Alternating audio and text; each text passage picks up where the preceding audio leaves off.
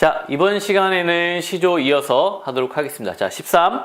늙음을 한탄하는 시조부터 들어가는데요. 이런 시조를 우리는 탈로가라고 얘기합니다. 탈로가, 늙음을 한탄한다. 자, 우탁에 시조가 두 편이 실려 있는데요. 이 두 편은 주제는 둘 다 탈로가로서 늙음을 한탄한다고 되어 있는데, 두 편의 어떤 그 태도의 차이가 약간은 있다고 보여집니다. 일단 한번 보고 얘기를 하도록 하겠습니다. 첫 번째 시조 보세요. 한 손에 막대 잡고 또 한 손엔 가시 쥐고 늙는 길 가시로 막고 오는 백발 막대로 치르더니 자, 백발이 제 먼저 알고 지름길로 오더라. 자, 그러면 중장에 있는 내용을 보니까 막대기와 가시로 뭐 하고 싶어 하는 거죠? 늙음을 막고 싶은 거죠. 하지만 백발이 늙음이죠.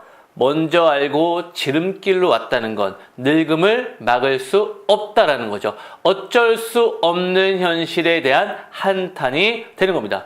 결국에는 이 시조에서는요, 늙음을 과감하게 없애고 싶은 그런 간절함이 있었지만 그것을 없애지 못한 화자의 탄식이 드러나게 되는 거죠. 자, 한번 두 번째 시조 보세요. 춘산에 눈 녹인 바람 건듯 잠깐 불고 간듯없다. 자, 적은 듯 빌려다가 머리 위에 불게 하고 싶구나. 자, 귀 밑에 해묵은 서리를 녹여볼까 하느라. 자, 귀 밑에 해묵은 서리 표시할게요. 귀 밑에 우리가 해묵은 서리가 있던 건 없죠. 그러니까 이것은 바로 흰머리를 비유하는 겁니다. 귀 밑에 있는 해묵은 서리를 녹여보고 싶다라는 거는 어떻게 하고 싶은 거예요? 역시 늙음을 없애고 싶은 거죠. 근데 위에 있는 것과의 약간의 차이는 뭐냐? 위에 있는 건 적극적으로 늙음을 없애고 싶지만 늙음이 왔다라는 거고, 밑에 있는 시조는요, 그냥 난 흰머리 없애고 싶어, 안 됨 말고 약간 이런 달관적인 태도가 돋보입니다. 그래서 밑에 있는 시와 위에 있는 시조의 우탁의 마음은 어떻게 보면 똑같습니다. 하지만 약간의 태도의 차이가 나타나는데 이렇게 보면 되겠죠. 우리가 친구들이 야, 너 머리 흰머리 좀 많이 났네? 야, 좀 너도 이제 늙어가는구나. 이렇게 얘기를 할 때 늙으면 흰머리 나는 거 당연한 거 아니야? 뽑으면 되고 아니면 염색하면 되지 이렇게 이제 친구들한테 겉으로 의연하게, 태연하게 이야기하는 것이 이제 밑에 있는 시조의 태도라면은 집에 가가지고, 흰머리, 언제 이렇게 많이 났어? 짜증나 죽겠네. 이거 다 뽑아버릴까? 이런 어떤 마음속에 끓는 그 늙음에 대한 흰머리에 대한 어떤 한탄, 이것이 바로 위에 있는 시조의 태도라고 볼 수 있겠죠. 그러니까 어찌됐건 사람은 늙는 것이 그렇게 기분 좋은 일만은 아닙니다. 늙는 것에 이제 멋있게 늙어가는 것이 좋은데 그게 참 쉽지 않죠. 그래서 이제 의술의 힘을 빌려서 우리가 주사도 좀 맞고 자꾸 젊어지려고 노력하는 게 바로 그런 의미가 아닐까 싶습니다. 그래서 자, 두 시조는요 다 우탁의 시조로서요 늙음을 한탄하는 내용이다. 기억하시고요. 표현상의 특징은 위에 있는 거, 백발이 제일 먼저 알고 지름길로 왔다라는 거는 백발은 발이 달려있는 또는 어떤 대상이 아니죠. 그렇기 때문에 의인화의 기법이 쓰였다고 볼 수 있습니다. 자, 그리고 밑에 있는 시조는요, 참신한 비유입니다. 참신한 비유가 된다라는 거 아주 기억을 하시면 되겠습니다. 자, 두 번째, 안빈낙도의 시조로 보도록 하겠습니다. 자, 안빈낙도는요, 안빈낙도와 안분지족의 여러분 차이는 아십니까? 일단은 우리는 두 개를 이제 항상 같이 가는데, 안분지족은요, 자신의 분수에 만족하는 태도입니다.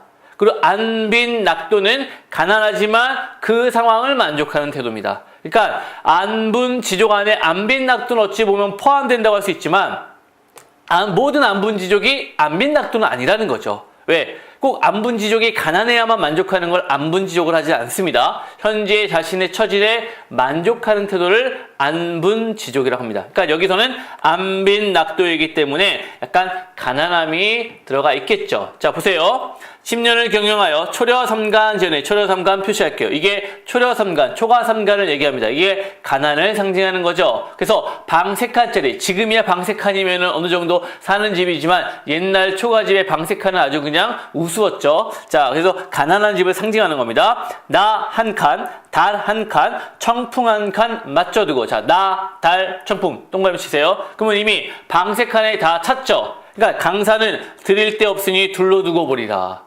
강사는 이제 더 이상 방이 없어. 그래서 둘러두고 보겠다라는 겁니다. 하지만 이 방 3칸에 들어있는 대상을 보면 나 외에 바람이나 그 다음에 달은요 들어와 있을 수 있는 대상이 아닙니다. 결국 달이나 청풍이나 마지막 강산까지 셋은 다 자연입니다. 그래서 자연과 함께하고자 하는 태도, 즉 자연 친화적인 태도가 이 시의 주제가 되겠죠. 자연 친화와 안빈 낙도의 삶이 되는 겁니다. 자, 두 번째.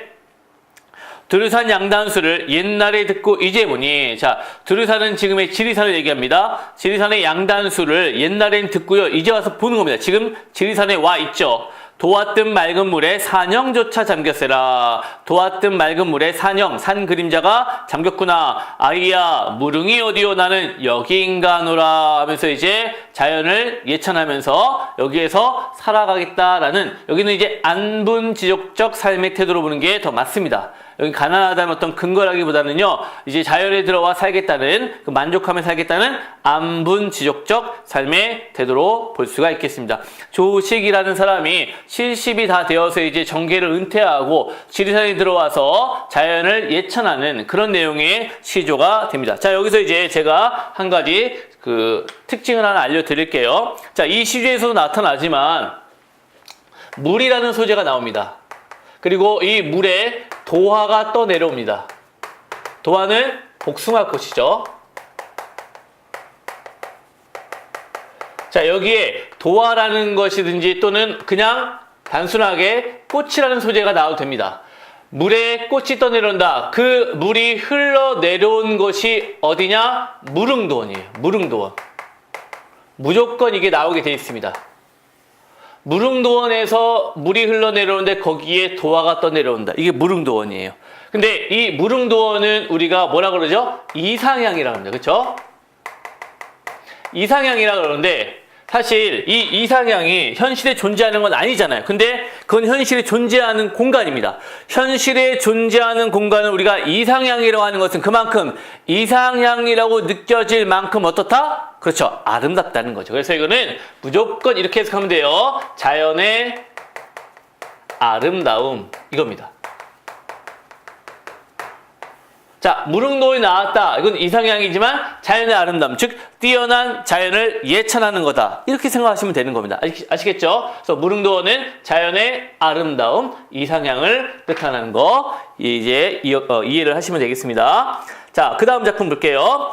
집방석 내지 마라. 낙엽엔들 못 앉으랴. 솔불 혀지 마라. 어제 진달 도다 온다. 자, 집방석, 그 다음에 솔불, 둘 다 세모를 치고요.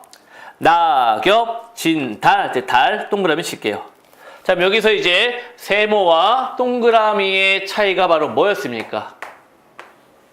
자, 세모는요, 인위적인 겁니다. 인위적인 것. 얘는 자연적인 거죠. 즉, 인위적인 건 내지 마라. 인위적인 건 싫다. 나는 자연적인 것, 그냥 자연에 머물며 사는 게 만족스럽다. 아이야, 박주산채 일망적 없다 말고 내라. 박주산채.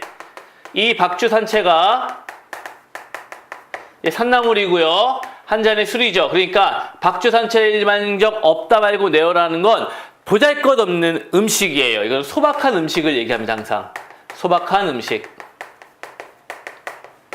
즉 소박한 음식 일망적 없다 말고 내어라 라는 것은요, 괜찮으니까 그 정도면 난 만족하겠다. 그래서 안빈 낙도의 삶의 태도가 되는 겁니다.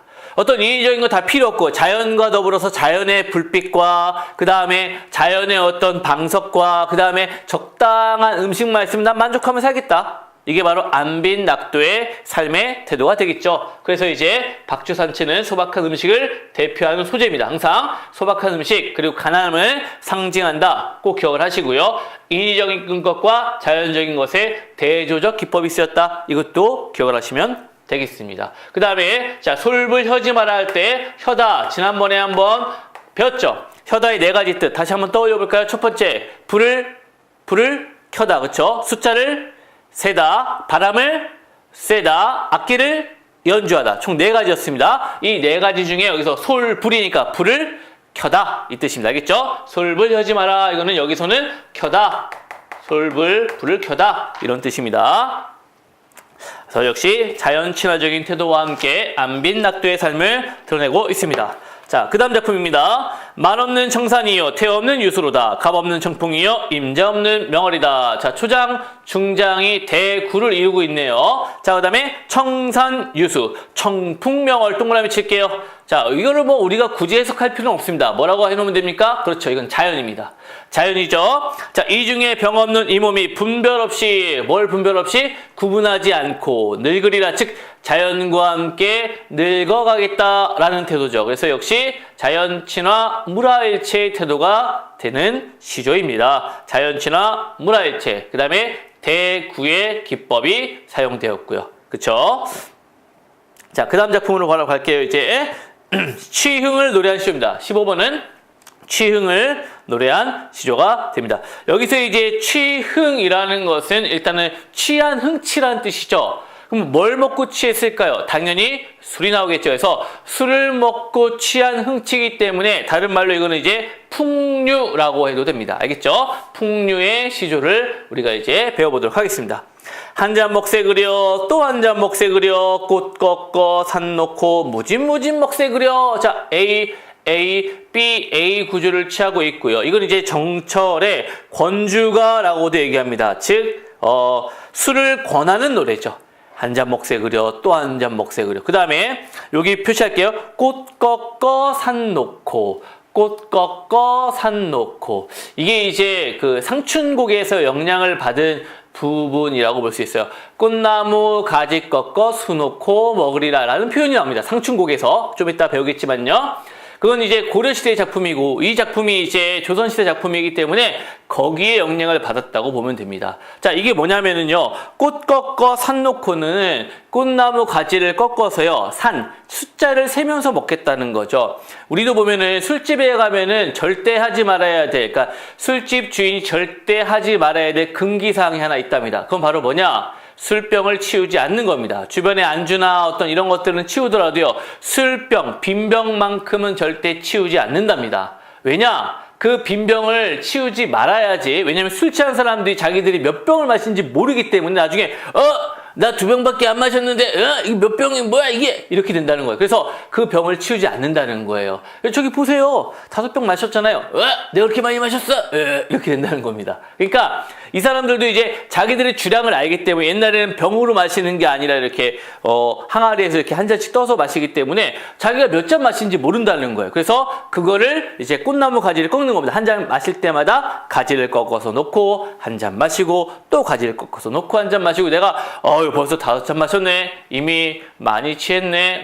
그만 마셔야지. 이렇게 이제 절제를 하는 그런 상황이 되는 거죠. 그래서 요 꽃나무 꽃 꺾어 산 놓고는 바로 그러한 자기가 마시는 술을 세면서 마시겠다는 겁니다. 그 다음 이 몸이 죽으면 지기 위에 거적 덮어 줄이어 매어거나 유소부장에 많이 우러내나 어옥새 속새 뒷가나무 백양숲에 각이 곧 가면 누르네 흰돌 가난비 굵은 눈 쇼쇼리 바람불재까지. 그러니까 그냥 막 쭉쭉 읽어 나가는데 결국 뭡니까? 내가 죽으면 이란 뜻입니다. 내가 죽고 나면 네 한 잔 먹자 했고, 그러니까 내가 죽고 나면은 누가 나한테 술 한 잔 하자 하겠느냐? 한마디로 지금 살아있을 때 술 한 잔 먹자 이겁니다. 마지막 종장 하물며 무더미에 잔나비 파란불재 뉘우친 들었더리. 무더미에 잔나비가 휘파람을 불 때 뉘우쳐봤자 소용없다. 즉 살아있을 때 먹자라는 겁니다. 여기서 잔나비 표시할게요. 자, 무더미에 잔나비. 자, 얘는 어떤 나비입니까? 네. 호랑나비? 범나비? 아니에요. 얘는요, 원숭이라는 뜻입니다. 이걸 이제 나비로 해석하면 큰일 나죠. 잔나비는 원숭이라는 뜻인데, 무더미에 이제 원숭이가 온다라는 표현은 바로 뭘 상징하냐면요, 무조건 이거는 죽음입니다. 죽음. 죽음을 상징하는 소재예요. 그리고 분위기는 당연히 쓸쓸함. 시조나 어떤 가사에서 굉장히 많이 나오는 표현 중에 하나입니다. 근데 이거는 이제 중국에서 영향을 받은 표현이에요. 우리나라는 이렇게 죽음의 어떤 이미지를 잔나비가 휘파람 분다는 표현을 쓰지 않습니다. 하지만 중국의 한 시에서는 이런 표현이 많이 나타나기 때문에 거기에 영향을 받았다고 볼 수 있어요. 그래서 잔나비 파란불재, 뭐 무덤에 잔나비 이렇게 나오면 무조건 죽음의 이미지, 쓸쓸함의 이미지입니다. 그래서 여기서도 마찬가지였죠. 내가 죽은 뒤에는 남은 거, 뭐 어떻게 하겠느냐. 즉 살아있을 때 먹자, 술 먹고 죽자 이런 겁니다. 정철은 굉장히 그 흥이 대단했던 사람이죠. 그렇기 때문에 그 흥으로 인해서 실수도 많이 했고 그 흥으로 인해 쓴 작품들도 많이 있고 그렇습니다. 그러니까 정철의 권주가라는 장진주사라는 작품은요, 여러분들 꼭 이제 그런 작품으로 기억을 하시면 되겠습니다. 두 번째, 또 나오죠. 정철 또 나옵니다. 제너머 성골롱 집에 술 익단 말 어제 듣고, 술이 익었다는 말 어제 듣고, 눈소 발로 박차 얹히노와 지를 타고, 이게 해악성이죠. 뭐 이렇게 누워있는 소를 빵 차가지고 이렇게 딱 위에 채운 다음에 거기 타고 가는 겁니다. 소 타고 가는 거예요. 아이야, 네 골롱 계시냐? 정자수 왔다 하여라. 정자수는 이제 자기 자신을 얘기하는 거죠. 술 한잔 하고픈 화자의 심리가 드러나는 시조가 되겠습니다. 그래서 굉장히 이제 과감하게 그 속도감 있게 빠른 진행을 시키면서 해악성을 유발했다라는 걸 기억하시면 되겠습니다. 자, 밑에 황희정승의 시조죠. 대촛불 붉은 고래 밤은 어이 뜨뜨르며 밤이 어이 떨어지며 벼벤 그루에는 벼를 베고 나면은 그 약간 그루터기 있죠. 그 그루에 개는 어이 나리는 고 개가 어이 돌아다니는가. 여기서 이제 개라는 거는 요만한 이 개인데, 이제 이마트나 홈플러스 이런 데 가보시면은 반찬 코너에 그 요만한 개들 이렇게 막 묻혀놓은 거 보실 겁니다. 그 개를 얘기하는 거죠. 그냥 통째로 씹어 먹는데 참 맛있습니다. 먹어보신 사람은 알겠지만 그 개를 얘기하는 겁니다. 그래서 여기 동그라미 칠게요. 대추, 밤, 그 다음에 개. 자, 이 세 가지는 바로 어떤 역할을 하느냐. 여기서 술안주의 역할을 합니다. 그래서 술, 익자, 채장사 돌아가니 아니 먹고 이리. 무슨 뜻입니까? 술을 마실 수밖에 없다. 이런 뜻이죠. 술이 익자, 채장사가 돌아간다는 건 옛날에는요, 술을 그냥 마실 수는 없었습니다. 이제 누룩을 넣고 발효를 시키다 보니까 술 안에 찌꺼기가 많이 있겠죠. 그래서 이거를 반드시 걸러 먹어야 됩니다. 그냥 먹으면 누룩 찌꺼기를 같이 먹는 거니까. 근데 이제 그걸 걸러 먹으려면 채가 필요하죠. 근데 술은 익었는데 채가 없는 거예요, 집에. 근데 마침 채장사가 채서려 하면서 이제 돌아다니고 있는 거였죠. 그러니까 그 채장사를 불러서 채 하나 주시오. 그러니까 채장사가 돌아오고 나는 술은 익었고 그 다음에 대추와 밤과 개가 있으니 나는 술을 마실 수밖에 없다. 그래서 자연에서의 풍류적 삶, 전원생활의 한가로움, 전원에서의 풍류적 삶을 이야기하고 있는 겁니다. 아시겠죠? 그 다음 작품입니다. 자, 월산대군의 시조인데요. 자, 이 시조는 여러분들이 좀 이제 배경을 좀 잘 기억을 하세요. 월산대군은 누구냐면은요. 누구죠? 세조의 아들, 태종문자세. 예종이죠, 그렇죠? 아버지가 예종이고요. 그 아들이 이제 성종과 이 월산대군이 있었습니다. 근데 이 월산대군이 첫째였어요, 첫째. 그러면은 당연히 왕위를 이어야 될 사람은 누굽니까? 당연히 월산대군이었습니다. 근데 이제 그때 당시에 파워 있던 사람이 누구냐? 지난번에 얘기했던 이제 세조의 최측근, 세조를 왕위에 올려놨던 즉 한명회였죠. 이 한명회가 역시 계속 권력을 잡고 싶은 욕심에 자기 딸을 성종, 즉 예종의 셋째 아들과 결혼을 시킵니다. 그래서 이제 그 결혼을 시킨 성종을 왕위에 올리고자 월산대군을 이제 그 세자 책봉에서 제외를 시켜야 됐거든요. 그래서 이제 어떤 계책을 세우느냐. 월산대군이 당시에 좀 몸이 약했답니다. 약간 천식기가 있었대나? 아마 그런 기록이 있는데, 그래서 이제 그 몸이 약한 걸로 왕위에 오르자마자 돌아가실 수도 있으니까 왕위를 물려드리면 안 됩니다. 이런 식으로 어떻게 이제 몰아가는 거였죠. 근데 이제 월산대군도 당연히 어릴 때부터 그 궁궐에 있었고 한명회가 어떤 사람인지도 충분히 알고 자기가 이제 여기에서 그냥 세자가 되겠다라고 했다가는 자기의 목숨이 위태로울 거라는 거 뻔히 알고 있었습니다. 그렇기 때문에 월산대군은 아마 저는 몸이 약해 왕위를 계승할 수 이렇게 해가지고 왕위를 이제 포기한 겁니다. 그래서 이제 성종이 왕위에 오르고 월산대군은 이제 자연에 머물며 살게 된 거죠. 근데 되게 아이러니하게도 바로 이 월산대군은 자연에 들어가서 이 산림욕을 하면서 몸이 치유가 되었고요. 성종은 어린 나이에 30이 좀 넘었나? 아마 그 나이에 돌아가시게 되는 거죠. 되게 아이러니하죠. 왜냐하면은 정치에 스트레스를 받으니까 오래 살 수가 없었습니다. 옛날 왕들이. 그래서 이제 월산대군은 이렇게 자연에 머물면서 오래오래 살았다는 그런 이야기가 전해집니다. 그렇기 때문에 왕위를 다 포기하고 자연에 머물며 살다 보니까 어떻습니까? 마음이 되게 여유롭고 한가롭겠죠. 그 마음을 표현한 시조입니다. 추강의 밤이 드니 물결이 차노매라. 낚시 들이치니 고기 아니 무노매라. 그러니까 고기도요, 낚시를 이렇게 해가지고 잡을 마음이 있는 게 아닙니다. 왜? 낚싯바늘을 그냥 이렇게 하는 게 아니라 낚싯바늘을 달지도 않고 그냥 내려놨다고 하더라고요. 그러니까 낚시도 그냥 이렇게 시간을 보내기 위해서 이렇게 해놓은 거고요. 마지막, 무심한 달빛만 싣고 빈배저 누메라. 이렇게 표현하고 있습니다. 자, 여기에서 이제 또 중요한 표현이 나옵니다. 무심한 달빛이라고 나와요. 자, 얘는 이제 자연이죠. 항상 보면은요, 이 무심하다는 표현이 시조에서 엄청 많이 나옵니다. 근데 우리가 일반적으로 너 왜 나한테 이렇게 무심하니? 라고 얘기할 때는요, 굉장히 그 부정적인 어감으로 많이 쓰이죠. 너 나한테 이렇게 무심해? 왜 이렇게 나한테 신경 안 써? 이런 태도인데, 자, 무심하다라는 말 뒤에 자연이 나온다. 이 자연이 나오잖아요. 그러면은 이거는요, 긍정의 의미로 바뀝니다. 즉, 속세에 욕심이 없는 태도를 얘기하는 겁니다. 속세에 욕심이 없는 태도를 얘기하는 겁니다. 그래서 무심한 달빛, 제일 많이 나오는 건 무심한 백구야, 이렇게 많이 나오죠. 그래서 무심한 백구 나오면은 이건 무조건 속세에 욕심이 없는 자연 그대로를 이야기하는 거고요. 그 다음에 무심한 달빛만 싣고 빈배저 오노메라 할 때 여기서의 빈배라는 것은요, 속세에 욕심이 없는 누구의 모습요? 그렇죠.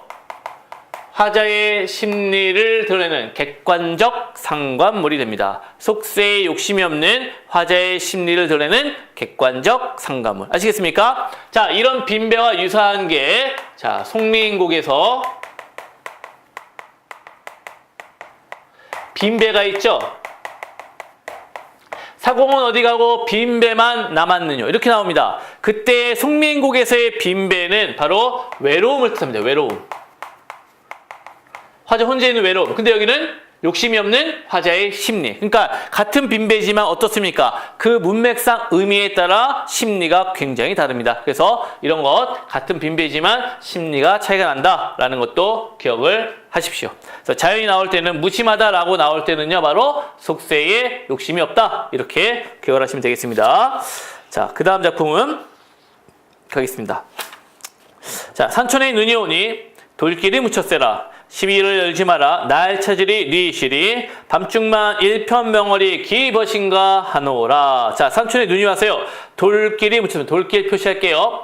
돌길이라는 것은 결국 속세와 자연을 연결해주는 통로입니다. 결국 근데 묻혀있다라는 거는 속세와의 연결 통로가 어떻게 된 거예요? 그렇죠. 단절됩니다. 속세와의 단절 표시할게요. 돌길은 연결 통로고요. 묻혔세라는 단절을 의미합니다. 시비를 열지 마라. 날 찾으리 네 실이 있다 없다? 그렇죠. 없다는 겁니다. 시비는 이제 앞에 대문을죠. 밤중만 일편명월 동그라미. 일편명월이 기벗인가 하느라. 자, 일편명월은 자연이죠. 벗인가 하느라. 자연과 벗, 즉 뭡니까? 자연 친화 무라일체의 태도가 되는 겁니다. 아시겠죠? 자연 친화 무라일체. 옛날 이제 이 사대부들이 이런 자연 친화 무라일체 시를 굉장히 많이 썼는데, 두 가지로 생각하세요. 항상 자연에 머무르는 태도가 차이가 있습니다. 그러니까 유배지에 갔을 때와 그냥 내가 벼슬을 물러나서 내 스스로 갔을 때의 차이가 분명히 있습니다. 근데 둘 다 이제 자연 속에서 자연 친화적인 태도를 노래하는데, 유배지에 간 사람들은 은근히 바로 임금의 은혜, 임금님 감사해요라는 태도를 드러냅니다. 이유는 그래야 다시 올라갈 수 있으니까. 그리고 그런 거 없는 사람들은요, 그냥 자연을 좋다라는 내용만 많이 노래합니다. 어차피 나는 갈 게 아니니까. 근데 이런 두 가지의 태도에 일단 어떻게든 공통점은요, 자연이 좋다라는 겁니다. 근데 사실 생각을 해보세요. 여러분들 그냥 자연에 혼자 그냥 덩그러니 아무도 없이 혼자서 딱 산다고 생각해봐요. 어떻습니까? 굉장히 외롭겠죠. 사실 그들도 굉장히 외로웠을 겁니다. 근데 왜 이렇게 자연이 좋다, 자연과 더불어 지내는 게 난 좋다, 왜 친구다 이렇게 얘기할까요? 그렇죠. 바로 사대부의 어떤 자존심입니다. 그거마저 없으면은 나 자연에서 혼자 지내니까 너무 외로워요. 되게 초라해 보이지 않을까요? 그러다 보니까 어떤 시조 내에서는요, 굉장히 난 자연이 좋아, 자연과 머무는 게 항상 좋아, 괜찮아? 살만해? 이런 식의 태도를 보이는 게 대다수라는 얘기입니다. 사대부의 자존심은 바로 그런 거죠. 그 다음 작품요. 오동이 듣는 빛발, 무심히 듣건만은 나의 시름 하니 표시해놓고 이거는 여기서 하다는 많다라는 뜻입니다. 나의 시름이 많으니 립립이 수성이라 근심이 쌓인 소리가 들리는 겁니다. 이후에 잎 넓은 남기라는 건 나무예요. 잎 넓은 나무야 심을 줄이 있으랴 서리법. 자, 심지 않겠다. 자, 오동나무의 오동잎이 잎이 하나가 이만해요. 얼굴만한 잎입니다. 그러니까 비가 내리는데 그 잎에 떨어지는 빗소리가 우두두두두 하면서 굉장히 크게 들린다는 거예요. 근데 그 빗소리가 바로 나의 심리, 즉 임과 이별한 나의 심리를 어떻게 해요? 조금 더 부각시킨다는 얘기입니다. 아시겠죠? 그러니까 여기서 이제 시름이라고 이제 얘기를 했는데 바로 이미 이제 없는 그런 상황으로 볼 수도 있고요. 그 다음에 이제 이미 없는 거 외에도 그냥 어떤 시름이 있다면은 그런 시름이 바로 뭐 때문에요? 그렇죠. 그 빗소리 때문에 더 깊어진다는 겁니다. 그래서 여기서 수, 성에 표시해 놓고요. 그 위에 빛발도 표시해 놓고요. 이 두 가지는 화자의 심리를 부각시키는 소재, 즉 매개체가 되는 겁니다. 아시겠죠? 바로 그래서 그 빗소리 때문에 화자의 심리가 부각되는 겁니다. 사실 그렇죠. 우리가 비 오는 날에 보면은 이제 빗소리를 들으면서 굉장히 감상해졌죠. 비 오는 날 라디오, 진짜 운치 있죠? 그리고 창문을 탁 바라보면서 빗방울이 탁탁 치는 거 바라보면은 감성에 이제 젖을 수밖에 없습니다. 그런 상황에서 이별까지 했다. 눈물이 덤으로 떨어지는 거죠. 그리고 이제 라디오에서 흐르는 음악이 비처럼 음악처럼이라든지 이런 노래가 나오면은 그냥 같이 어쩔 수 없이 주체할 수 없는 슬픔에 잠기는 거. 왜 그렇습니까? 바로 그것이 감성을 자극하는 겁니다. 바로 그 비라는 것이 인간의 심리를 자극하는 거예요. 그래서 그런 마음을 시조로 표현한 겁니다. 자, 그 다음 작품요. 지당에 빛 뿌리고 양류에 내끼인제 사공은 어디 가고 빈배만 메었는고. 자, 이 부분은 아까 어느 거랑 똑같아요? 송미인곡과 똑같은 구절이죠. 자, 그래서 이건 당시에 유행하던 구절을 볼 수 있습니다. 자, 사공은 어디 가고 빈배만 메었는고. 빈배 표시할게요. 석양에 짝이른 갈매기는 오락가락하는 왜 갈매기 표시할게요. 짝이른 갈매기, 그 다음에 빈배, 동일한 의미를 지닌 소재로 볼 수 있습니다. 바로 짝이른 갈매기는 누구요? 화자 자신. 빈배도 누구요? 화자 자신. 그래서 이건 객관적 상관물로서 화자의 감정이 이입된 대상으로도 볼 수 있습니다. 그러니까 화자의 외로움을 심화시키는 소재가 되는 겁니다. 아시겠죠? 그러니까 화자는 지금 혼자 있어요. 외로워요. 근데 자, 빈배가 있고요. 갈매기도 혼자 날아다니고 있어요. 자기 처지 같은 거야. 그래가지고 짝이른 갈매기는 오락가락하는구나 해갖고 자신의 외로운 심리를 드러내고 있는 겁니다. 하여간 이런 어떤 비라는 거, 여기서 이제 비가 나오잖아요. 비라는 건 화자의 심리를 쓸쓸하게 부각시킨다는 거 여러분들 잘 기억을 하십시오. 자, 오른쪽에 이제 사랑과 그리움의 시조입니다. 드디어 이제 기생들의 시조가 나옵니다. 기생들은 바로 사랑, 그 다음에 이별, 이런 주제로 다루고 있습니다. 자, 제일 많이 나오던 시조 중에 하나네요. 동짓달 기나긴 밤, 한 허리를 버여내어 춘풍 이불 아래 서리서리 넣었다가 어른님 오신 날 밤이어든 굽이굽이 펴리라. 자, 일단은 첫 번째 이거는 많이 나오는 표현 기법이죠. 동짓달 기나긴 밤, 보이지 않는 시간입니다. 한 허리, 밤에 한 허리를 베다는 거죠. 베어내어 이런 뜻입니다. 그래서 보이지 않는 개념을 보이는 대상으로 표현했기 때문에 추상적 개념의 구체화 쓸게요. 추상적 개념의 구체화입니다. 추상적 개념의 구체화예요. 그래서 그 밤을 한 허리를 베어낸 다음에 춘풍, 봄바람 이불 아래 서리서리 넣었다가 이렇게 잘 말아서 넣는 겁니다. 서리서리 표시할게요. 일단 어른님 오신 날 밤이어든 굽이굽이 다시 펴겠다라는 거. 서리서리 굽이굽이는요. 의태어로서 대조적 표현이죠. 순 우리말의 감각적 표현이 두드러진 겁니다. 순우리말, 즉 감각적 표현이 두드러진다. 일단은 그거 표시해 놓고요. 그 다음에 일행의, 자, 초장의 밤과 그 다음에 종장의 밤은 다르죠. 초장의 밤은 외로운 밤입니다. 그리고 종장의 밤은 즐거운 밤이죠. 왜? 초장의 밤은 아직 님이 오지 않은 밤. 마지막 종장의 밤은 님이 왔어요. 그렇다면 왜 하필 밤일까요? 아니, 왜 밤 시간을 그렇게 길게 잡을까요? 낮이면 어때요? 낮이면 더 좋지 않나? 그쵸? 낮에 놀아야지. 왜 밤에 뭐 하려고? 그 힌트가 바로 어른님에 있습니다. 자, 어른님이라는 건 바로 어른님. 자, 예전에 얘기했던 것 같습니다. 이것도 역시 고려가요나 시조는 다 이렇게 약간 비유적 표현 쓴다 그랬죠? 얼다에서 나온 겁니다. 얼다는 바로 뭐라 그랬죠? 정을 통하다. 그렇기 때문에 뭐예요? 어른님은 바로 정을 통한 님입니다. 그러니까 단순하게 님을 그냥 그리워하는 게 아니라 정을 통한 님을 그리워한 거. 그러니까 밤 시간이 길었으면 좋겠다. 되게 야한 시죠, 약간. 그쵸? 그런 내용인 겁니다. 그래서 아름다운 시로 이렇게 포장은 되어 있지만 사실 황진이가 밤에 어떤 그 사랑했던 님과의 그 뜨거웠던 밤을 잊지 못하고 그 사람과의 그 밤을 다시금 지내고 싶은 그리움, 이 마음이 절절하게 표현이 된 시조입니다.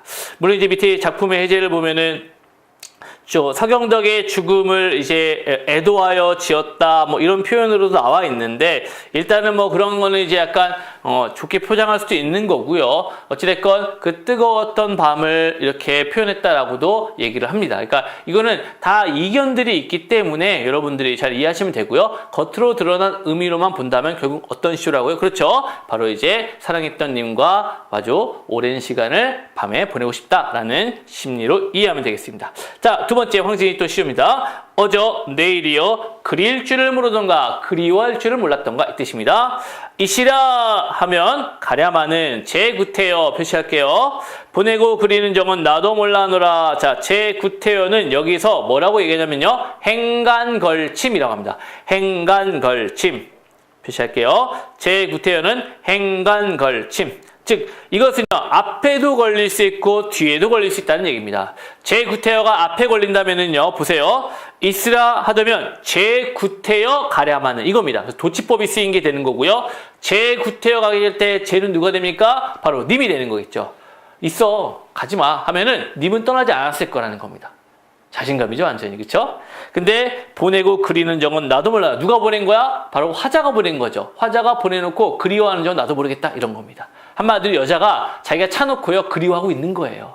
참 웃기죠? 두 번째는요, 제구태여를 밑으로 빼는 거죠. 밑에 그냥 연결되는 겁니다. 그래서 자, 있으라 하였다면 가겠냐면 제구태여 보내고, 지가 구태여 보내고, 이때 누구 지는? 바로 화자 자신이 되는 거죠. 그래서 자기가 구태여 보내놓고 그리워하는 적은 나도 몰라 하노라, 이겁니다. 그러니까 여자들의 심리는 참 어렵죠. 저도 이제 결혼한 지 좀 됐지만 항상 이제 싸우는 일은 딱 한 가지입니다. 항상 싸우면서 하는 얘기는 그거죠. 당신은 내 마음을 참 몰라.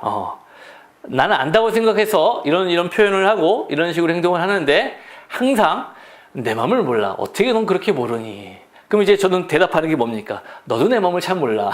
항상 그렇죠. 서로의 마음을 잘 모른다라고 얘기를 합니다. 그만큼 이제 서로의 심리를 참 알기 힘든데, 근데 제가 볼 때 남자는 단순해요. 남자는 단순한데요, 여자는 너무 복잡합니다. 너무 복잡해가지고요, 뭐라고 말하면은요, 그 말의 의미를 캐치하지 못하면은 굉장히 욕을 먹습니다. 그래서 하여튼 신경 쓰지 않으면 쉽지 않은 대상인 것 같아요. 여기서도 마찬가지. 황진이는 지가 보내놓고 왜 그리워하고 있어? 그리웠으면 가만히 가지마 하면 되는 건데 가! 해놓고 그리워하고 있는 거예요. 왜 보내요? 그러니까 약간의 자존심이었겠죠. 야, 꺼져. 그럼 남자가 진짜 가? 꺼져. 아니야, 나 너 곁에 있을게. 이렇게 말해주길 바라는데 알았어, 그럼 갈게. 남자는 단순하다니까요. 가라면 갑니다. 그러니까 가니까 또 오라고 할 수도 없고, 근데 그립고, 이런 마음인 거예요. 그래서 이제 황진이의 애달픈 심리가 돋보이는 시조였습니다. 자, 그 다음 황진이 또 시조 나오죠. 청상할리 벽계수야 수의감을, 수의라는 건 쉽게라는 뜻입니다. 쉽게감을 자랑 마라. 일도 창해라는 건, 일도 한 번 도착하면 어디에? 창해. 큰 바다에 도착하면 돌아오기 어려우니 명월이 만공산하니 명월이 밝은 달이 만공산 온 산에 가득 찼으니 쉬어간들 어떠리 쉬어가지 않겠느냐 이런 뜻이죠. 그냥 있는 그대로만 해석하면은요 청산 위에 있는 푸른 시냇 물아 쉽게 흘러가는 걸 자랑하지 마. 너 한번 바다에 흘러가면은 다시는 못 따라오거든. 그러니까 지금 잠깐 쉬었다 가는 거 어때? 하면서 자연을 즐기는 태도로 볼 수 있습니다. 겉으로는요. 하지만 여기는 다 중의적 표현이 쓰였습니다. 그쵸? 여기는 중의법이 쓰인 게 가장 큰 포인트입니다. 첫 번째, 벽계수는요, 그 당시에 왕족의 이름이었죠. 그 벽계수라는 사람을 지금 꼬시고 있는 겁니다. 그래서 그 벽계수한테, 야, 너 지금 가면 나랑 못 노는데, 어때? 지금 좀 놀래? 이렇게 하고 이제 꼬시는 거예요. 누가요? 바로 황진이가. 그 황진이가 어디 있습니까? 밑에 나와 있죠. 명월. 명월이 만공산하니 이때 명월은 황진이의 기생 이름이었죠. 그러니까 야 내가 지금 여기 이렇게 있는데 어때? 쉬어갈래? 하면서 지금 유혹하는 장면입니다. 벽계수를 유혹하고 있는 장면입니다. 그래서 벽계수가 이제 그 옛날 황진이 드라마에서 좀 오래돼갖고 잘 기억은 나지 않는데 그때 장면이 이거였죠. 황진이가 하지원이었고요. 그 벽계수가 이제 탤런트 이름은 잘 모르겠는데 그 남자애가 이렇게 딱 해가지고 야, 너 얼마면 되냐? 하면서 이렇게 딱 돈을 이렇게 딱 주면서 야, 한번 벗어봐. 뭐 이런 식으로 이렇게 얘기를 했어요. 그랬더니 황진이가 갑자기 자기 이렇게 옷 안에 있는 돈을 300냥인가를 딱 꺼내면서 야, 윗도리 한번 벗어봐. 야, 이거 300냥이면 윗도리밖에 안 되니까 윗도리 한번 벗어봐. 다음에 내가 더 많이 가져와서 너 다 벗길 테니까 그렇게 알아 하고 딱 나가는 장면. 와, 멋있죠? 그러니까 다른 기생 같았으면 어머 오빠 막 이러면서 막 다 그랬을 텐데 황진이는 자기의 자존심을 지켰답니다. 그래서 벽계수도 어떤 그런 황진이의 어떤 당당함이 이끌려가지고 이제 황진이와 많은 시간을 보냈다고 얘기를 하는데 모르겠습니다. 황진이가 얼마나 미인이었는지. 근데 하지원이 나오니까 미인 같긴 했고 근데 하여튼 조선시대의 어떤 기록에 보면은 황진이가 아주 뛰어난 미인은 아니었답니다. 황진이가 이제 그 양반들에게 이렇게 많이 사랑을 받았던 이유 중에 하나는 무엇이었느냐? 황진이 일단은 검은고를 잘 탔답니다. 그러니까 대부분의 기생들은 가야금을 타는데 검은고는 6줄이고 이게 칸이 이게 넓기 때문에 여자가 타기가 좀 힘들고 남자들이 그래서 주로 타는 악기였는데 여자들 기생 중에서도 이제 이런 검은고를 탈 줄 아는 사람들이 소리가 더 좋기 때문에 남자들이 선호했다는 거죠. 그리고 두 번째는 황진이가 지금 이렇게 작품이 많죠. 바로 시조를 짓는 데 능했다는 거죠. 그러니까 양반들이 여러분들이 생각할 때 막 양반들이 기생과 논다 그러면 막 드라마에서 막 끌어안고 술 먹고 이런 것만 자꾸 생각을 하시는데 그런 게 아니라 양반들이 이제 기생과 놀 때는요 뭐 그런 쪽보다는 주로 술 한 잔 같이 마시면서 시조를 서로 읽고 그 다음에 악기를 연주하는 걸 들으면서 이렇게 혼자 시간을 보내요. 요즘 드라마에서 보면은 약간 이제 바 같은 데 가가지고 와인 한 잔 마시면서 생각에 잠겨있을 때 앞에 이제 그 바텐더가 이렇게 한 잔 주면서 이렇게 얘기하는 장면 있죠. 약간 그런 식의 어떤 느낌을 자아냈다고 보면 돼요. 그래서 그런 역할을 황진이가 굉장히 잘했답니다. 그래서 이제 황진이가 인기가 많았던 거라고 하는데 모르죠. 실제 본 적이 없으니까. 그러니까 그 그림으로만 보면은 못생겼습니다. 제가 볼 때는. 어찌됐건 황진이의 어떤 시조는 다 그런 내용들로 되어 있습니다. 자, 그 다음 작품이 이제 18번 연정을 그린 시조가 됩니다.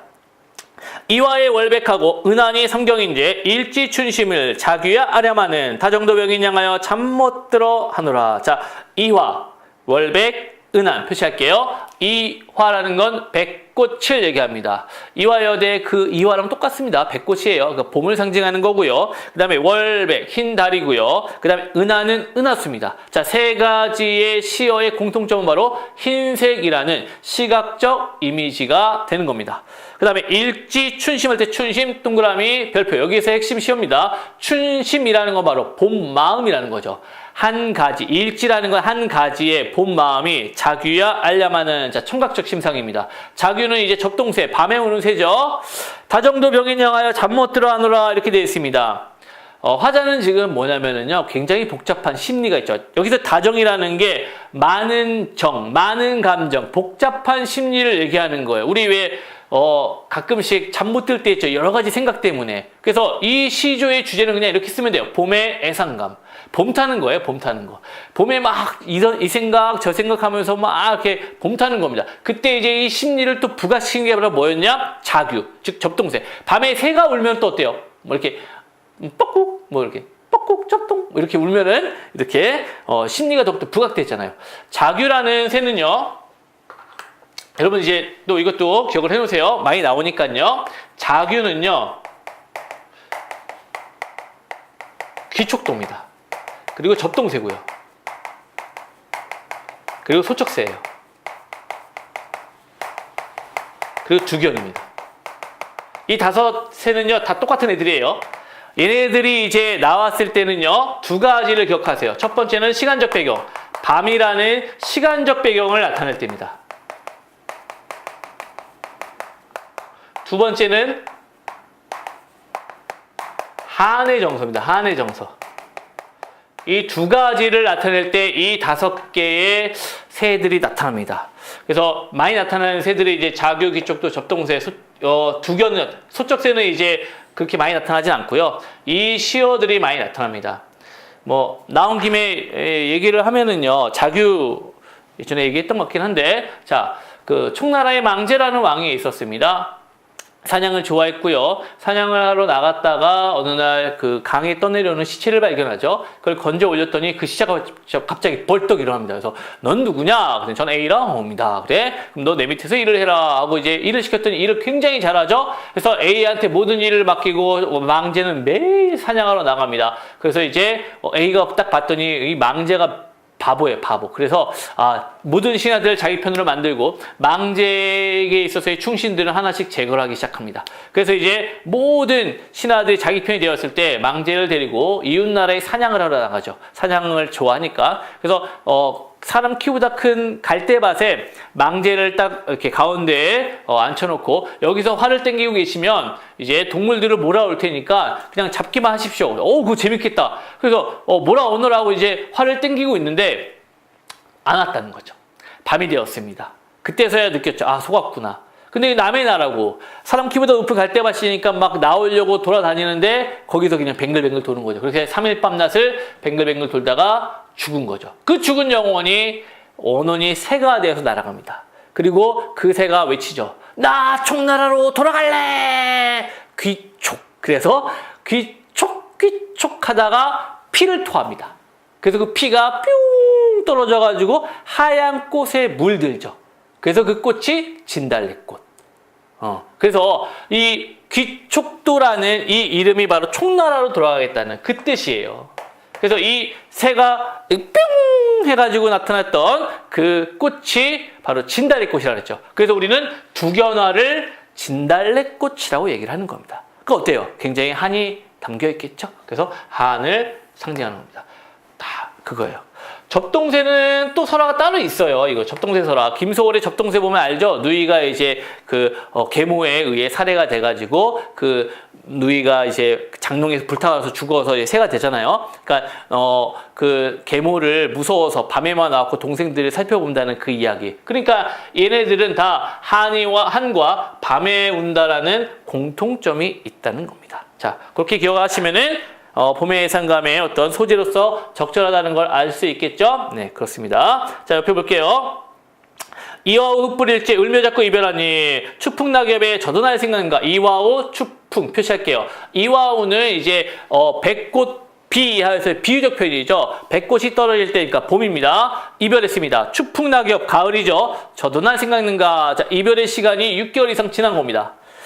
천리의 외로운 꿈만 오락가락하는 매일 때 천리는 바로 뭡니까? 심리적 거리감이죠. 외로운 꿈이라는 건 어떤 꿈? 바로 의미 없이 혼자 지내는 거죠. 그 꿈만 오락가락한 놈에, 그러니까 개랑이 즉 임을 그리워하는 마음입니다. 이별 후에 임을 그리워하는 마음이 되는 겁니다. 그 다음 맷버들 가려 꺾고 보내노라 님의 손에. 도치법이네요. 맷버들 동그라미. 맷버들을 가려서 꺾어갖고요. 님의 손에 보냅니다. 자신은 주무시는 창밖에 심어두고 보세요. 밤비에 새잎이 나거든. 누구? 날인가도 여기 있어서 나. 바로 화자 자신. 즉 맷버들은 여기서 화자의 분신에 기능합니다. 멤버들 뭐라고요? 화자의 분신에 기능합니다. 화자의 분신에 기능을 하는 거고요. 그 다음에 마지막에 보면은 그 뭐예요? 세입이 다가오는 날인가도 여기서 해가지고요. 바로 님과 함께하고픈, 영원히 함께하고 싶은 마음 이겁니다. 어찌 보면 무섭죠. 갑자기 이렇게 딱 이렇게 뭐 가지가 와가지고 뭐야 심어놨더니 꽃이 나네. 근데 나지 막 이렇게 나오면은 되게 무서울 것 같지 않아요? 네, 약간 스토커 같은 느낌도 들고 그만큼 님에 대한 간절한 그리움을 표현했던 시라고 볼 수가 있습니다. 자, 그 다음에요. 자, 저기 볼게요. 노년의 가면을 담은 시조요. 이연보 보세요. 농암에 올라와 보니 노안이 유명해요. 노안이라는 건 이제 늙은 눈이 갑자기 밝아졌다. 이 농암이라는 거는 자기 고향에 내려온 겁니다. 고향에 있는 바위 이름이 농암입니다. 자, 인사의 변환들 산천이 딴 갈색깔 인사 세모 산천 동그라미. 자, 인사는 인간 세상입니다. 산천은 자연이에요. 즉 인간 세상은 변하지만 자연은 변하지 않는다 이 뜻입니다. 대조의 기법이죠. 암전의 모수모구 어제 본 듯하여라. 암전 바위 앞에 모수모구 이름 모를 물과 그 다음에 뭐예요? 산들이요. 어떻다? 어제 본 듯하다라는 건 자연은 변함이 없구나 해서 자연을 지금 예찬하는 내용으로 볼 수가 있습니다. 됐죠? 그 다음에 천원에 남은 흥을 전나기에 모두 싣고 계산 익은 길로 흥침에 돌아와서 아이야 금서를 다스려라 남은 해를 보내니라. 자, 천원의 남은 흥을 이란 건 전나기라는 건 다리를 저는 낙이란 뜻입니다. 전원이라는 건 내가 방금까지 즐겼던 자연을 얘기합니다. 시간이 다 되었기 때문에 이제 더 놀고 싶지만 이제 돌아온다는 얘기예요. 전낙이는 다리 저는 낙이라는 건 그만큼 이제 많이 돌아다녔기 때문에 힘들다는 걸 일단 표현하는 거고요.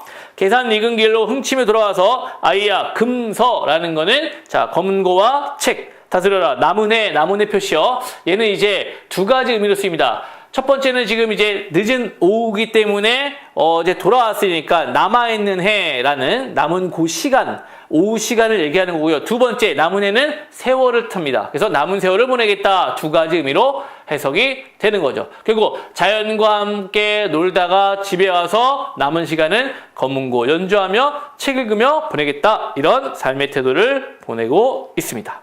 됐죠?